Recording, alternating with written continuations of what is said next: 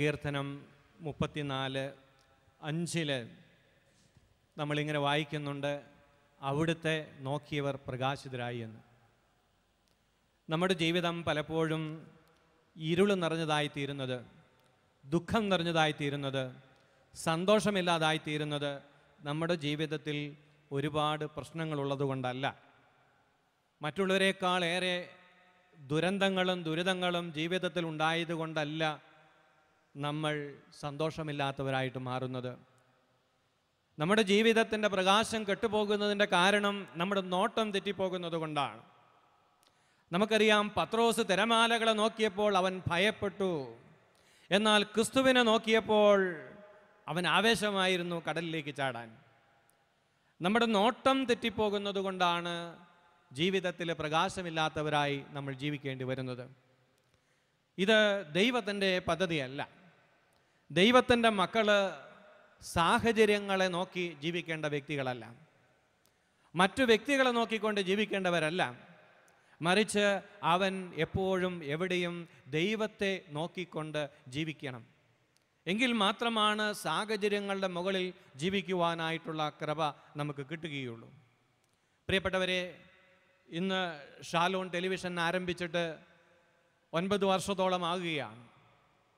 Shalom TV ആരംഭിക്കുന്ന സമയത്ത്, അതിന് തീരുമാനമെടുക്കുന്ന സമയത്ത് 1,00,000 രൂപ പോലും ഷാലോമിൻ്റെ അക്കൗണ്ടിൽ ഉണ്ടായിരുന്നില്ല. ടെലിവിഷനുമായി ബന്ധപ്പെട്ട സാങ്കേതികമായ പരിജ്ഞാനം ഞങ്ങളിൽ ആർക്കും ഉണ്ടായിരുന്നില്ല. മലബാറിലെ ഒരു കുഗ്രാമത്തിലെ, കോഴിക്കോട് നഗരത്തിൽ നിന്ന് 55 കിലോമീറ്റർ അകലെയുള്ള വനത്തോട് ചേർന്ന് നിൽക്കുന്ന ഒരു കുഗ്രാമത്തിൽ ഇരുന്ന് കുറേ പേര് വിശ്വാസത്തിൽ പ്രാർത്ഥിച്ചു, ദൈവമേ, നിൻ്റെ മുഖം ലോകത്തിന് TV-യിലൂടെ കാണിച്ചു കൊടുക്കാൻ കൃപ തരണമേ എന്ന്. വിശ്വാസം മാത്രമാണ് കൈമുതലായിട്ടുണ്ടായിരുന്നത്. യാതൊരു വിധത്തിലുള്ള അനുകൂലമായ സാഹചര്യങ്ങളും അന്ന് ഞങ്ങൾക്ക് ഉണ്ടായിരുന്നില്ല. എന്നാൽ മാധ്യമങ്ങളിലൂടെ ദൈവത്തിൽ നിന്ന് ജനങ്ങൾ അകന്നു പോയിക്കൊണ്ടിരിക്കുന്ന കാലഘട്ടത്തിൽ മാധ്യമങ്ങളുടെ ദുരന്തങ്ങളെക്കുറിച്ച് നമ്മൾ ഒത്തിരി പേർ വിലപിച്ചിട്ട് കാര്യമില്ലെന്നും പകരം എന്തെങ്കിലും ദൈവത്തിന് വേണ്ടി ചെയ്യണമെന്നുള്ള ആഗ്രഹം വന്നപ്പോൾ, വിശ്വാസത്തിൽ ദൈവത്തിൻ്റെ പ്രചോദനം സ്വീകരിച്ചിറങ്ങുമ്പോൾ സാഹചര്യങ്ങളൊന്നും അനുകൂലമായിരുന്നില്ല. പ്രിയപ്പെട്ടവരെ, ഈ മേഖലയിൽ അറിവും കഴിവുള്ളവർ എന്നെ നിരുത്സാഹപ്പെടുത്താൻ നോക്കി. ഒരു TV ചാനൽ തുടങ്ങുക എന്ന് പറഞ്ഞാൽ അത് നടക്കാൻ പോകുന്ന കാര്യമല്ല എന്ന് ചിലർ എന്നോട് പറഞ്ഞു. വേറെ ചിലർ പറഞ്ഞു, ഇന്നത്തെ കാലത്ത് ആളുകൾക്ക് ആവശ്യം സിനിമയും സീരിയലും ഒക്കെയാണ്. ഒരു ഭക്തി ചാനൽ തുടങ്ങിയാൽ അത് കാണുവാൻ ആരും ഉണ്ടാകുകയില്ല, അതുകൊണ്ട് ഇത് തുടങ്ങിയാലും വിജയിക്കുകയില്ല, പൂട്ടിപ്പോകും എന്ന് പറഞ്ഞു. ഇനി വേറെ ചിലർ പറഞ്ഞു, ഈ ചാനൽ തുടങ്ങിയാലും ഇത് ജനങ്ങളിലേക്ക് എത്തിക്കാൻ കേബിൾ നെറ്റ്വർക്കുകളും DTHകളൊക്കെ തയ്യാറാകണ്ടേ, ഇങ്ങനൊരു ചാനൽ അവരൊന്നും ഡിസ്ട്രിബ്യൂട്ട് ചെയ്യില്ല, അതുകൊണ്ട് തന്നെ ഈ ചാനൽ നിന്നു പോകാനുള്ള എല്ലാ സാധ്യതയുണ്ട്. അതുകൊണ്ട് ഈ ഉദ്യമത്തിൽ നിന്ന് പിന്തിരിയുന്നതാണ് നല്ലത് എന്ന് പലരും ഉപദേശിച്ചു. പരസ്യങ്ങളുടെ വരുമാനം ഉണ്ടായിട്ട് പോലും കേരളത്തിലെ ചാനലുകൾ നിലനിൽക്കാൻ വേണ്ടി പാടുപെടുമ്പോൾ പരസ്യങ്ങളില്ലാതെ ഒരു TV ചാനൽ എന്ന് പറയുന്നത് നടക്കാൻ പോകുന്ന കാര്യമല്ല. ചിലപ്പോൾ ആളുകൾ ഒരു പ്രാവശ്യമൊക്കെ സംഭാവന തരും, പക്ഷേ എല്ലാ മാസവും എല്ലാ പ്രാവശ്യവും ഇങ്ങനെ ആളുകൾ സംഭാവന തരുമെന്നൊക്കെ പറഞ്ഞാൽ ഇതൊന്നും ചിന്തിക്കാൻ പറ്റിയ കാര്യമൊന്നുമല്ല. ഇതൊക്കെ മണ്ടത്തരമാണ്. അതുകൊണ്ട് ഇതിൽ നിന്ന് പിൻവാങ്ങണമെന്ന് ഒരുപാട് പേര് ഉപദേശിച്ചു. എന്നാൽ പ്രിയപ്പെട്ടവരെ, അവർ പറഞ്ഞതെല്ലാം മാനുഷിക രീതിയിൽ സത്യമായിരുന്നു. എങ്കിലും ഞങ്ങൾ അതിനേക്കാളേറെ ദൈവത്തിൽ വിശ്വസിച്ചു. അതിനുള്ള കൃപ ദൈവം തന്നു. ദൈവം സാഹചര്യങ്ങളെക്കാൾ വലിയവനാണ്, ആളുകളെക്കാൾ വലിയവനാണെന്ന് തിരിച്ചറിവുണ്ടായി. ഇത് അവിടുത്തെ ഹിതമാണെങ്കിൽ അവിടുന്ന് ഇത് നടപ്പിലാക്കുമെന്നുള്ള വിശ്വാസത്തിൽ മുന്നോട്ട് പോയി. പ്രിയപ്പെട്ടവരെ, ഇന്ന് ഷാലോൺ TV പരസ്യങ്ങളില്ലാതെ ഈ 9ാമത്തെ വർഷത്തിലും മനോഹരമായിട്ട് മുന്നോട്ട് പോകുന്നു. ഈ ചാനൽ ആര് കാണാനാണ് എന്ന് പറഞ്ഞു, പക്ഷേ ഇന്ന് കേരളത്തിൽ ഏറ്റവും കൂടുതൽ വ്യൂവർഷിപ്പുള്ള 2ാമത്തെ ചാനൽ ഷാലോൺ TV ആണ്. Praise the Lord, hallelujah. എല്ലാ കൊമേഴ്ഷ്യൽ ചാനലുകളെക്കാളും കൂടുതലായിട്ടുള്ള വ്യൂവർഷിപ്പ് ഷാലോൺ TVക്കുണ്ട്. പ്രിയപ്പെട്ടവരെ, അനേകരെ കോടിക്കണക്കിന് രൂപ കൊടുത്താണ് ഇതിൻ്റെ ഡിസ്ട്രിബ്യൂഷൻ നടത്തുന്നത്, കേബിൾ നെറ്റ്വർക്കുകൾക്കും DTHകൾക്കും. പക്ഷേ എല്ലാ കേബിൾ നെറ്റ്വർക്കുകളും DTH കമ്പനികളും 1 രൂപ പോലും വാങ്ങാതെ തികച്ചും സൗജന്യമായിട്ടാണ് ഇന്ത്യയിൽ ഷാലോൺ TV വിതരണം ചെയ്യുന്നത്. ലോകത്തിൽ ഇന്ന് ഇൻ്റർനെറ്റിലൂടെ പോലും ഓരോ ദിവസവും ലക്ഷക്കണക്കിന് ആളുകൾ ഷാലോൺ TV കാണുന്നുണ്ട്. ലോകത്തിലെ എല്ലാ രാജ്യങ്ങളിലും ചിതറിക്കിടക്കുന്ന മലയാളികളെ ആധ്യാത്മികമായി ഉണർത്തത്തക്ക രീതിയിലുള്ള വലിയൊരു ശക്തിയായി ശാലോം TV മാറി. ഇതിൻ്റെ പിന്നിൽ ഉണ്ടായിരുന്ന ഇതാണ്, ദൈവത്തെ നോക്കാനായിട്ട് തയ്യാറായി. അതുകൊണ്ട് ഈ ശാലോം കൺവെൻഷനിൽ പങ്കെടുക്കുന്ന നിങ്ങളോട് ഓരോരുത്തരോടും ദൈവത്തിൻ്റെ ആത്മാവ് പറയുന്നതാണ്, നിങ്ങളുടെ വരുംകാല ജീവിതങ്ങളെ നിങ്ങൾ നയിക്കേണ്ടത് നിങ്ങളുടെ സാഹചര്യങ്ങളെ നോക്കിയും മറ്റു വ്യക്തികൾ പറയുന്നത് നോക്കിയുമല്ല. നിങ്ങളുടെ ദൈവത്തെ നോക്കി ജീവിക്കാൻ തയ്യാറായാൽ വരുംകാല ജീവിതത്തിൽ അത്ഭുതങ്ങൾ കാണാൻ സാധിക്കും. മനുഷ്യർ പറയുന്നതിനെ വിശ്വസിക്കാതെ ദൈവത്തിൻ്റെ വചനത്തെ വിശ്വസിക്കണം. സാഹചര്യങ്ങൾ ഒരുപക്ഷെ നിങ്ങൾക്ക് പ്രതികൂലമായിരിക്കാം. മാനുഷികമായിട്ട് നോക്കുമ്പോൾ വളരാനുള്ള സാഹചര്യമില്ല, ഉയരാനുള്ള സാഹചര്യമില്ല, മുന്നോട്ട് പോകാൻ മാർഗങ്ങളില്ല, അറിവില്ല, കഴിവില്ല. ഇതൊക്കെ ശരിയാണെങ്കിലും ഇതിനെല്ലാം ഉപരിയായി നിങ്ങളുടെ ജീവിതത്തെ എടുത്തുയർത്താനും വളർത്താനും കഴിവുള്ള ഒരു ദൈവമുണ്ടെന്ന് നമ്മൾ വിശ്വസിക്കണം. ആ ദൈവത്തിൽ വിശ്വസിച്ചുകൊണ്ട് മുന്നോട്ട് പോകുമ്പോൾ തീർച്ചയായും നിങ്ങളുടെ ജീവിതങ്ങൾ അത്ഭുതങ്ങൾ നിറഞ്ഞതായിട്ട് തീരും എന്നുള്ളത് തീർച്ചയാണ്. ഉൽപ്പത്തിയുടെ പുസ്തകത്തിൽ 26-ാമത്തെ അധ്യായത്തിൽ ഇസഹാക്കിൻ്റെ ജീവിതത്തിലുണ്ടായ ഒരു സംഭവം വിവരിക്കുന്നുണ്ട്. ഇസഹാക്ക് ആ നാളുകളിൽ ഗെരാർ എന്ന് പറയുന്ന ദേശത്തായിരുന്നു താമസിച്ചിരുന്നത്. ആ നാളുകളിൽ അവിടെ കഠിനമായ ഒരു ക്ഷാമമുണ്ടായി. കിണറുകൾ വറ്റി, പുല്ലുകൾ ഉണങ്ങിപ്പോയി, ജീവിക്കാനൊരു നിർവാഹവുമില്ലാത്തൊരു സാഹചര്യം. ഇസഹാക്കിൻ്റെ ജീവിതം ഒരു പ്രതിസന്ധിയിലാകുകയാണ്. കാരണം ഇസഹാക്ക് വലിയ സമ്പന്നനായിരുന്നു. ആ കാലഘട്ടത്തിൽ സമ്പത്ത് എന്ന് പറഞ്ഞാൽ ബാങ്ക് ബാലൻസോ കാറോ വീടോ ഒന്നുമല്ല, മറിച്ച് ആടുമാടുകളാണ് ആ കാലഘട്ടത്തിലെ സമ്പത്തിൻ്റെ അടയാളം. ഇസഹാക്കിന് ആയിരക്കണക്കിന് ആടുമാടുകളുണ്ടായിരുന്നു. അപ്പോൾ ഇത്രയധികം വരുന്ന ഈ ആടുമാടുകളെ തീറ്റിപ്പോറ്റണമെങ്കിൽ ഒരുപാട് പുല്ല് വേണം, വെള്ളം വേണം. പക്ഷേ കഠിനമായ വരൾച്ച വന്നപ്പോൾ വെള്ളം പറ്റി പുല്ലുകളെല്ലാം ഉണങ്ങിക്കരിഞ്ഞു. ഈ മൃഗങ്ങൾക്ക് തിന്നാനുള്ള ഒരു സംവിധാനങ്ങളൊന്നുമില്ല അവിടെ. അദ്ദേഹത്തിൻ്റെ ജീവിതം ആകെ ഒരു പ്രതിസന്ധിയിലായി. കാരണം ഇനിയും ഈ നാട്ടിൽ ജീവിച്ചാൽ ഏതാനും നാളുകൾ കൊണ്ട് താൻ അനേക കാലം കൊണ്ട് ഉണ്ടാക്കിയെടുത്ത സമ്പത്ത് മുഴുവനും ഇല്ലാതാകും, കന്നുകാലികളെല്ലാം മരിച്ചു വീഴും. ജീവിതം വഴിമുട്ടിക്കഴിഞ്ഞപ്പോൾ അദ്ദേഹം ടെൻഷനിലായി. അദ്ദേഹം രാത്രിയിൽ ഉറക്കം വരാതെ കിടക്കിയിൽ തിരിഞ്ഞും മറിഞ്ഞും കിടന്ന് ആലോചിച്ചു, എന്തു ചെയ്യണം, ഈ പ്രതിസന്ധിയിൽ എന്തു ചെയ്യണം. നമ്മുടെ എല്ലാവരുടെയും ജീവിതത്തിൽ പ്രതിസന്ധികൾ ഉണ്ടാകാറുണ്ട്. പ്രതിസന്ധികളുണ്ടായി എന്നതുകൊണ്ട് ആരുടെയും ജീവിതം തകർന്നു പോകുകയില്ല. പ്രതിസന്ധികളെ എങ്ങനെ കൈകാര്യം ചെയ്യുന്നു എന്നതിനകത്താണ് ജീവിതത്തിൻ്റെ ഭാവി ഇരിക്കുന്നത്. ഏത് പ്രതിസന്ധിയെയും തരണം ചെയ്യാനുള്ള വഴിയുണ്ട് ദൈവത്തിലേക്ക് നോക്കുമ്പോഴും. അന്ന് രാത്രിയിൽ ഇസഹാക്ക് ഒരുപാട് ചിന്തിച്ചു കഴിഞ്ഞപ്പോൾ പെട്ടെന്ന് അവൻ്റെ മനസ്സിൽ ഒരു ഐഡിയ കടന്നു വന്നു. അങ്ങ് ദൂരെ ഈജിപ്തിൽ നൈൽ നദിയിൽ നിറഞ്ഞു കവിഞ്ഞൊഴുകുന്ന വെള്ളമുണ്ട്. നൈൽ നദിയുടെ തീരങ്ങളിൽ വിശാലമായ പുൽമേടുകളുണ്ട്. ഈജിപ്തിലേക്ക് കുടിയേറുക, ഈ നാട്ടിൽ നിന്നും രക്ഷപ്പെടുക. വളരെ നല്ല ഐഡിയ അദ്ദേഹത്തിന് തോന്നി. അങ്ങനെ ഈജിപ്തിലേക്ക് കുടിയേറാനുള്ള തീരുമാനങ്ങളൊക്കെ എടുത്ത് മനസമാധാനത്തോടെ ഇസഹാക്ക് കിടന്നുറങ്ങി. അന്ന് രാത്രിയിൽ സ്വപ്നത്തിൽ കർത്താവ് പ്രത്യക്ഷപ്പെട്ടുകൊണ്ട് ഇസഹാക്കിനോട് പറഞ്ഞു, ഈജിപ്തിലേക്ക് നീ പോകരുത്, ഞാൻ പറയുന്ന നാട്ടിൽ തന്നെ നീ താമസിക്കണം, ഞാൻ നിന്റെ കൂടെ ഉണ്ടാകും, ഞാൻ നിന്നെ സമൃദ്ധിയായി അനുഗ്രഹിക്കും. ഈ നാട്ടിൽ നിൽക്കക്കള്ളി ഇല്ലാത്തത് കൊണ്ടാണ് ഈജിപ്തിലേക്ക് കുടിയേറുവാൻ തീരുമാനിച്ചത്. ഇവിടെ മുന്നോട്ട് പോകാൻ ഒരു വഴിയും കാണുന്നില്ല. പക്ഷേ ദൈവം പറയുന്നു, നീ ഈജിപ്തിലേക്ക് പോകരുത് എന്ന്. നാട്ടിൽ ജീവിക്കാൻ ഒരു നിവൃത്തിയില്ലാതെ വിഷമിച്ചിരിക്കുമ്പോഴാണ് അമേരിക്കയിലേക്ക് പോകാൻ ഒരു വിസയൊക്കെ ശരിയായി. അങ്ങനെ പോകാനുള്ള ടിക്കറ്റൊക്കെ എടുത്തു, പെട്ടിയെല്ലാം പാക്ക് ചെയ്തു. നാളെ ഫ്ലൈറ്റിൽ പോകാൻ വേണ്ടി റെഡിയായിട്ട് കിടന്നുറങ്ങുകയാണ്. അന്ന് രാത്രിയിൽ സ്വപ്നത്തിൽ കർത്താവ് പ്രത്യക്ഷപ്പെട്ടുകൊണ്ട് നിങ്ങളോട് പറയുകയാണ്, അമേരിക്കയിലേക്ക് നിങ്ങൾ പോകരുത് എന്ന് പറഞ്ഞാൽ നിങ്ങൾ എന്തു ചെയ്യും? അത് പോകാനുള്ള ടെൻഷൻ കൊണ്ട് കിടന്നപ്പോൾ ഉണ്ടായ സ്വപ്നമാണ്, അതിനകത്ത് വലിയ കാര്യമൊന്നുമില്ല എന്ന് കരുതി തിരിഞ്ഞു കിടന്നുറങ്ങും. എന്നാൽ ഇസഹാക്ക് ദൈവത്തിൻ്റെ ശബ്ദം തിരിച്ചറിഞ്ഞു. ജീവിതത്തിൽ ദൈവത്തിൻ്റെ ശബ്ദം തിരിച്ചറിയാൻ പരാജയപ്പെട്ടതുകൊണ്ടാണ് പല മണ്ടത്തരങ്ങളിലും നമ്മൾ ചെന്നുപെട്ടത്. ഒരുപാട് കണ്ണുനീര് കുടിക്കേണ്ട അനുഭവങ്ങളിലേക്ക് പല ജീവിതങ്ങളും ഓടിക്കപ്പെട്ടതിൻ്റെ പിന്നിലുള്ള കാരണം ദൈവത്തിൻ്റെ പ്രചോദനങ്ങൾ സ്വീകരിക്കാൻ പരാജയപ്പെട്ടു എന്നതാണ്. നമ്മുടെ ദൈവം സംസാരിക്കുന്ന ദൈവമാണ്. ഉൽപ്പത്തി മുതൽ വെളിപാട് വരെ നോക്കുമ്പോൾ ദൈവം മനുഷ്യനുമായി നിരന്തരം ബന്ധപ്പെട്ടുകൊണ്ടിരിക്കുന്നത്, സംസർഗം ചെയ്തുകൊണ്ടിരിക്കുന്നത് നമുക്ക് കാണാം. ആ ദൈവം ഇന്നും ജീവിക്കുന്ന ദൈവമാണ്. ആ ദൈവം എന്നോടും നിങ്ങളോടും സംസാരിക്കും. ദൈവത്തിൻ്റെ ആത്മാവിൻ്റെ പ്രചോദനങ്ങൾ സ്വീകരിക്കാൻ തയ്യാറാകാത്തത് കൊണ്ടാണ് പലർക്കും ആത്മീയ ജീവിതത്തിൽ മുന്നോട്ട് പോകാൻ സാധിക്കാതെ വരുന്നത്. പ്രിയപ്പെട്ടവരെ, നമ്മുടെ ദൈവത്തിൻ്റെ ശബ്ദം കേൾക്കാൻ നമ്മൾ പഠിക്കണം.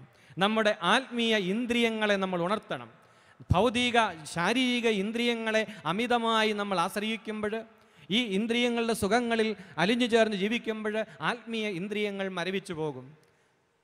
ജഡീക ഇന്ദ്രിയങ്ങളെ അമിതമായി താലോലിക്കുമ്പോൾ ആത്മീയ ഇന്ദ്രിയങ്ങൾ മരവിച്ചു പോകുന്നു.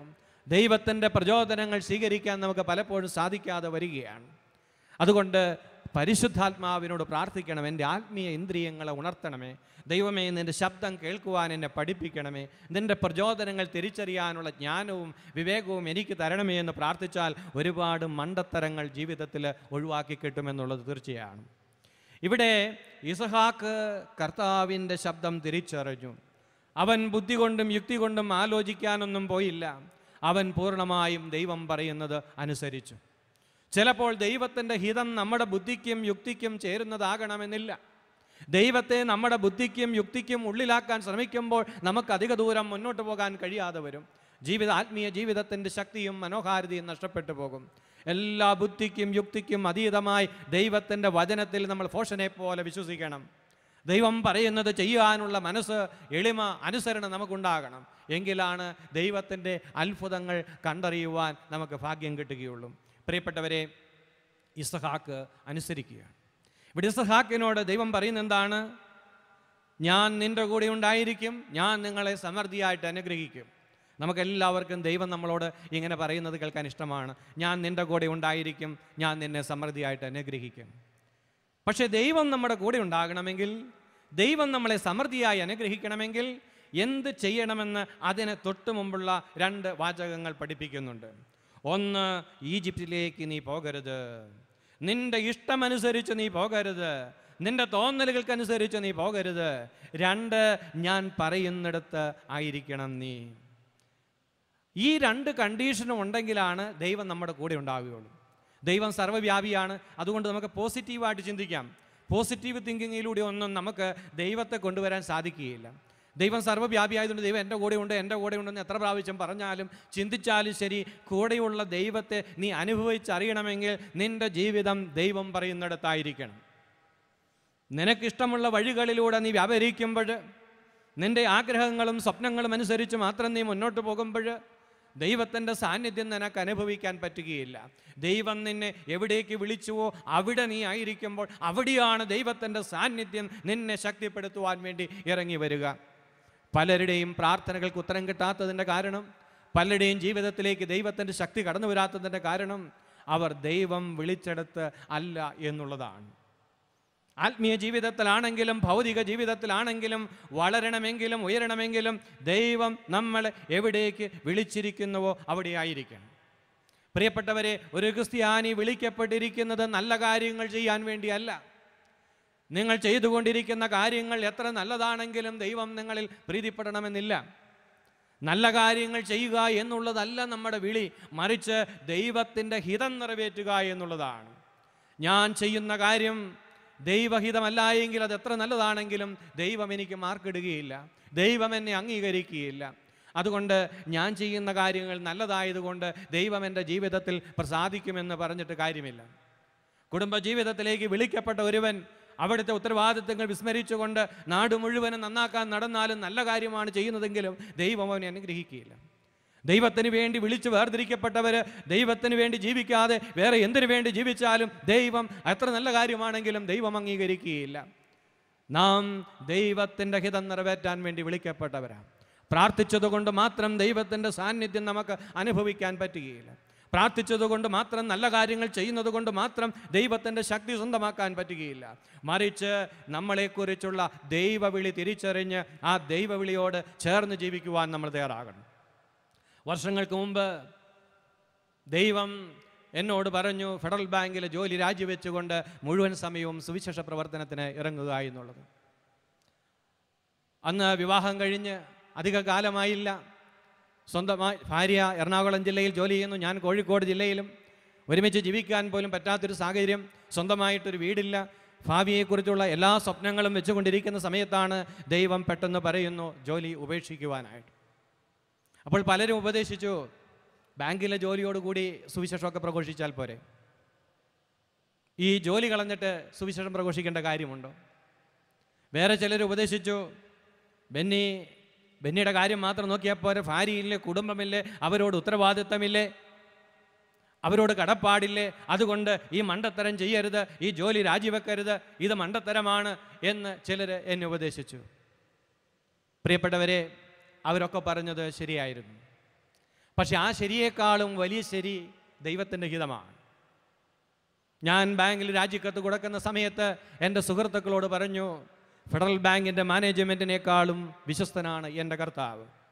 ഞാൻ എൻ്റെ കർത്താവ് പറഞ്ഞ് ജോലി രാജിവെക്കുമ്പോൾ, എൻ്റെ കർത്താവിന് വേണ്ടി ജീവിക്കുമ്പോൾ എൻ്റെ കുഞ്ഞുങ്ങൾ പട്ടിണി കിടക്കുവാൻ അവിടുന്ന് ഒരിക്കലും അനുവദിക്കുകയില്ല എന്ന് പറഞ്ഞുകൊണ്ടാണ് ഞാൻ ബാങ്കിൻ്റെ പടികൾ ചവിട്ടിയിറങ്ങി പുറത്തിറങ്ങിയത്. പ്രിയപ്പെട്ടവരെ, 20 വർഷത്തോളം ആയി ഈ രാജി വെച്ചിട്ട്. ദൈവത്തിൻ്റെ വിശ്വസ്തത എൻ്റെ ജീവിതത്തിൽ ഞാൻ ഓരോ ദിവസവും അനുഭവിച്ചറിഞ്ഞിട്ടുണ്ട്. അതുകൊണ്ട് എൻ്റെ ജീവിതത്തിൻ്റെ അനുഭവത്തിൻ്റെ ചൂടിൽ നിന്നുകൊണ്ട് എനിക്ക് പറയുവാൻ സാധിക്കും, ദൈവത്തിൻ്റെ ഹിതം നിറവേറ്റുന്നതിന് വേണ്ടി എന്തും നഷ്ടപ്പെടുത്തുന്നതിൽ നിങ്ങൾ ഭയപ്പെടരുത്. ദൈവരാജ്യത്തിന് വേണ്ടി സമയം നഷ്ടപ്പെടുത്തുന്നതിൽ, ദൈവരാജ്യത്തിന് വേണ്ടി പണം നഷ്ടപ്പെടുത്തുന്നതിൽ, ദൈവരാജ്യത്തിന് വേണ്ടി ഊർജം ചെലവഴിക്കുന്നതിൽ, ജീവിതം വ്യയം ചെയ്യുന്നതിൽ നിങ്ങൾ ഭയപ്പെടരുത്. നമ്മുടെ ദൈവം സർവശക്തനാണ്. നമ്മുടെ ദൈവത്തിൻ്റെ ഹിതം നിറവേറ്റുവാൻ നമ്മൾ തയ്യാറാകുമ്പോൾ ആ ദൈവം നമ്മുടെ ജീവിതത്തിൽ കൂടെ നടന്ന് നമ്മളെ പരിപാലിക്കുന്ന അനുഭവങ്ങൾ ഉണ്ടാകും. ദൈവത്തിൻ്റെ ഹിതം എന്താണെന്ന് നമ്മൾ അറിയണം. നമ്മളെ ഓരോരുത്തരെക്കുറിച്ചുള്ള ദൈവത്തിൻ്റെ വിളി, പൊതുവായ വിളി തിരിച്ചറിഞ്ഞാൽ പോരാ, ഓരോ കാലഘട്ടത്തേക്കുമുള്ള ദൈവത്തിൻ്റെ വിളി നമ്മൾ തിരിച്ചറിഞ്ഞ് ജീവിക്കുവാനായിട്ട് പഠിക്കണം. ഇസഹാക്ക് ആ രീതിയിൽ തിരിച്ചറിഞ്ഞ് ഈജിപ്തിലേക്കുള്ള കുടിയേറ്റം വേണ്ട എന്ന് വെച്ച് ആ നാട്ടിൽ തന്നെ താമസിക്കുകയാണ്.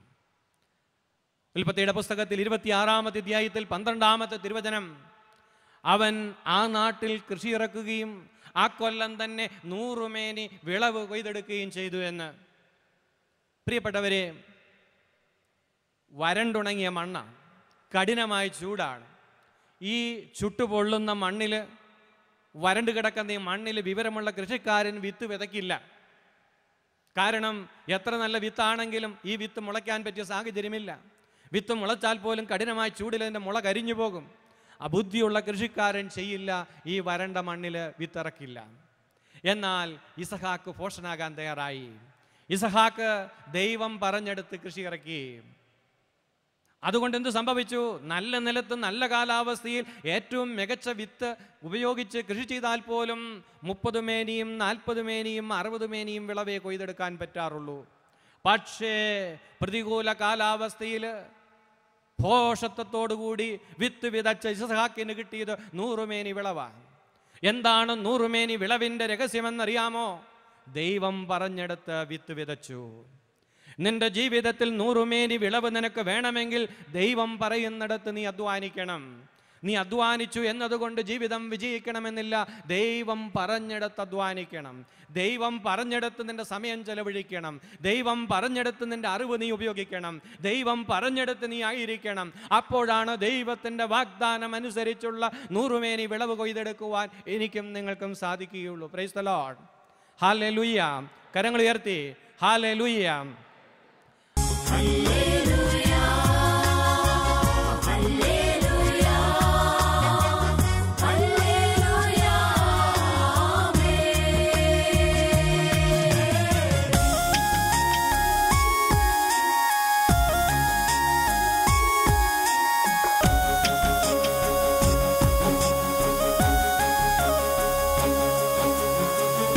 ആശ്വാസം നീയേ, ആശ്രയം നീയേ, അങ്ങേ ഞാൻ ആരാധിക്കും. ഇമ്പവും നീയേ, ഇണയില്ല നാമമേ, അങ്ങേ ഞാൻ